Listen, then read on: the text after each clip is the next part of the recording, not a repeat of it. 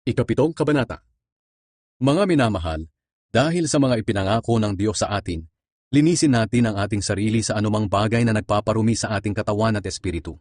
At sikapin nating mamuhay ng banal at may takot sa Diyos. Ang kagalakan ni Pablo. Tanggapin ninyo kami sa inyong mga puso. Wala kaming ginawang masama kahit kanino. Hindi namin siniraan o dinaya ang sinuman. Hindi ko sinasabi ito para ipahiya kayo. Gaya ng sinabi ko noong una, mahal na mahal namin kayo, at handa kaming mabuhay o mamatay na kasama ninyo. Malaki ang tiwala ko sa inyo, at ipinagmamalaki ko kayo. Labis ninyong pinalakas ang aming loob at nag-uumapaw sa aming puso ang kagalakan sa kabila ng lahat ng aming mga paghihirap. Nang dumating kami sa Macedonia, wala rin kaming pahinga, dahil kahit saan ay nagdalamhati kami. Sa paligid ay nariyan ang mga kumukontra sa amin, at sa loob naman namin ay may pag-aalala para sa mga mananampalataya. Ngunit pinalakas ng Diyos ang aming loob nang dumating si Tito. Tunay na pinalalakas niya ang loob ng mga nalulumbay. At hindi lang ang pagdating ni Tito ang nagpalakas ng aming loob, kundi maging ang balita na pinalakas din ninyo ang loob niya. Ibinalita niya ang pananabik ninyo sa amin, ang inyong panaghoy sa mga pangyayari, at ang katapatan ninyo sa akin. Dahil dito lalo akong natuwa. Kahit na nagdulot sa inyo ng kalungkutan ang aking sulat, hindi ko ito pinagsisisihan. Nagsisi ako noong una dahil nakita kong pinalungkot kayo ng aking sulat. Ngunit sandali lamang.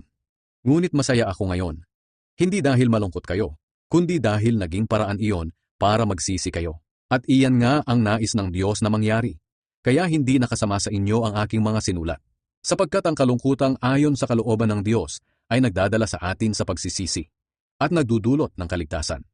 Hindi pinagsisihan ang ganitong kalungkutan.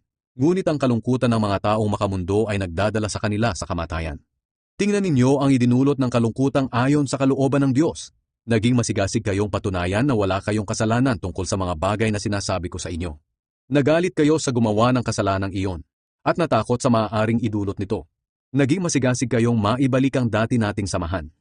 Pinarusahan ninyo ang nagkasala, at pinatunayan ninyo sa lahat ng paraan na wala kayong kinalaman sa kasalanang iyon.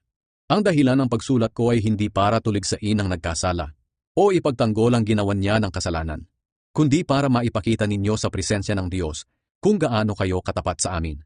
At dahil dito pinalakas ninyo ang aming loob, at lalo pa kaming sumigla nang makita naming masaya si Tito dahil sa kasiyahang naranasan niya sa inyong piling.